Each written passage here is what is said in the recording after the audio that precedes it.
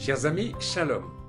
Dans la précédente vidéo, nous avons traversé 8 siècles de croisades, d'expulsions, d'inquisitions et de ghettos, durant lesquels le peuple juif a survécu, nourri par la Torah et une attente messianique.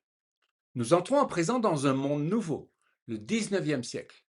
Ce siècle promet l'émancipation, la citoyenneté et la dignité. Mais au cœur de cette modernité prometteuse, une haine ancienne va ressurgir et donner naissance à la catastrophe la plus grande de l'histoire juive. Avant d'aborder cette catastrophe, parlons d'une liberté retrouvée. L'émancipation. La Révolution française de 1789 marque un tournant historique. Pour la première fois en Europe occidentale, les Juifs se voient reconnaître une citoyenneté pleine et entière. En 1791, l'Assemblée nationale française proclame leur émancipation. Napoléon étendra ce mouvement à travers toute l'Europe conquise. Les ghettos sont ouverts, les restrictions professionnelles levées. Un mot résume cette époque: intégration. Des millions de juifs sortent des ghettos, entrent dans les universités, les professions libérales, la vie politique. Ils contribuent de façon extraordinaire à la science, à la littérature, à la musique. Heine, Freud, Marx, Bergson, Mendelssohn. Le monde juif s'ouvre et le monde occidental s'enrichit de ce génie longtemps étouffé. Mais cette intégration a un coût. Peut-on être à la fois juif et citoyen français, allemand, autrichien? Cette tension traverse tout le 19e siècle juif, donnant naissance à des courants très différents. Le judaïsme réformé, qui adapte la pratique au code de la modernité, le judaïsme orthodoxe, qui résiste à l'assimilation, et le sionisme, qui proposera une réponse radicalement différente. Deutéronome 30, verset 3. L'Éternel, ton Dieu, ramènera tes captifs. Il aura compassion de toi, et il te rassemblera de nouveau du milieu de tous les peuples où l'Éternel, ton Dieu, t'aura dispersé. Réforme et orthodoxie. L'émancipation entraîne une fracture interne au monde juif. En Allemagne, au début du XIXe siècle, naît le mouvement du judaïsme réformé. Il traduit la liturgie dans la langue du peuple, adapte la synagogue au code culturel de la modernité. Son message: le judaïsme est une religion universelle, compatible avec la citoyenneté. En réponse, le judaïsme orthodoxe se structure autour de figures comme le Khatam Sofer, Moshe Sofer, rabbin en Slovénie, dont la formule Chadash Asur Mina Torah, ce qui est nouveau est interdit par la Torah, devient le cri de ralliement contre l'assimilation. La fidélité intégrale à la loi juive, la halacha, est non négociable, même dans un monde moderne. La naissance de l'antisémitisme moderne. Et pourtant, au moment même où les Juifs s'intègrent, une haine nouvelle se forge. L'antijudaïsme médiéval était religieux. Convertis-toi et tu seras sauvé. L'antisémitisme moderne est racial. Tu es juif par ton sang et ta race. Aucun baptême ne peut t'en sortir. Le terme antisémitisme est lui-même inventé en 1879 par l'Allemand Wilhelm Marr, qui fonde la Ligue des antisémites. Ce mot nouveau donne un vernis scientifique à une haine ancienne. Les théories raciales prolifèrent dans les milieux intellectuels européens. En 1886, en France, Édouard Drummond publie La France juive, un ouvrage polémique qui se vend à des centaines de milliers d'exemplaires. En Russie, les protocoles des sages de Sion, une falsification grossière fabriquée par la police secrète du tsar, circulent comme un évangile de la haine.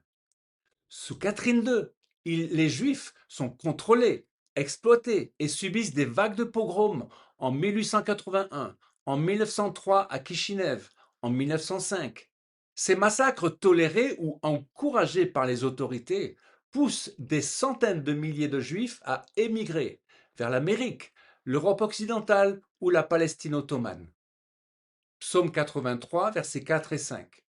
Venez, disent-ils, Exterminons-les du milieu des nations, et qu'on ne se souvienne plus du nom d'Israël.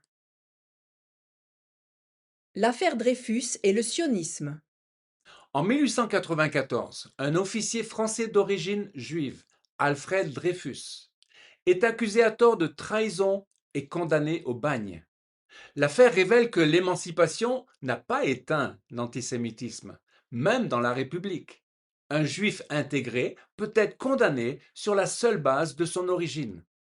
Un journaliste viennois assiste au procès.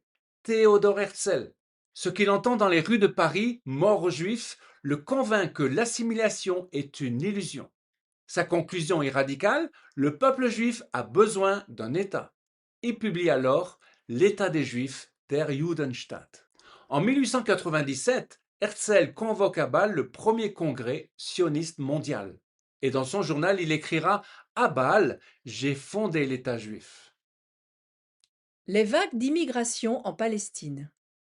Entre 1881 et 1939, plusieurs vagues d'Aliyot, montées vers la terre de Jérusalem, transforment radicalement la Palestine ottomane puis britannique. Les pionniers drainent les marais, fondent des kibbutzim, construisent des villes. Tel Aviv est fondée en 1909 sur des dunes de sable. La déclaration Balfour de novembre 1917 semble ouvrir une fenêtre d'espoir.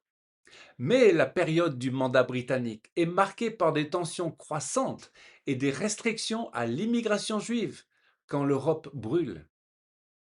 Ézéchiel 36, verset 24. Je vous retirerai des nations, je vous rassemblerai de tous les pays, et je vous ramènerai dans votre pays. Le nazisme et la Shoah. En 1933, Adolf Hitler prend le pouvoir en Allemagne. En quelques années, les lois de Nuremberg en 1935 privent les Juifs de leur citoyenneté.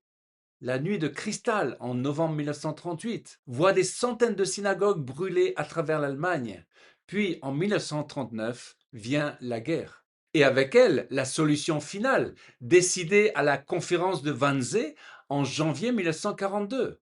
L'extermination systématique de tous les Juifs d'Europe. Les camps d'extermination ou camps de la mort, Auschwitz-Birkenau, Treblinka, Sobibor et d'autres, fonctionnent à plein régime. 6 millions de Juifs sont assassinés. Un tiers du peuple juif mondial, c'est la moitié des Juifs d'Europe. 1,5 million d'enfants. Le monde yiddish de l'Est, bâti sur des siècles, est anéanti. Et ce que nous devons dire ici, en tant que chrétiens, la Shoah ne s'est pas produite en dehors de l'Europe chrétienne, elle s'est produite en son sein. Les bourreaux étaient pour la plupart des baptisés. Les églises, sauf quelques exceptions, ont trop souvent gardé le silence. La théologie de la substitution, le mépris du peuple juif enseigné pendant des siècles, a préparé le terrain culturel dans lequel la haine nazie a pu germer. Cela ne fait pas du christianisme la cause de la Shoah, mais cela nous interdit de toute innocence facile. Lamentation 1, verset 12.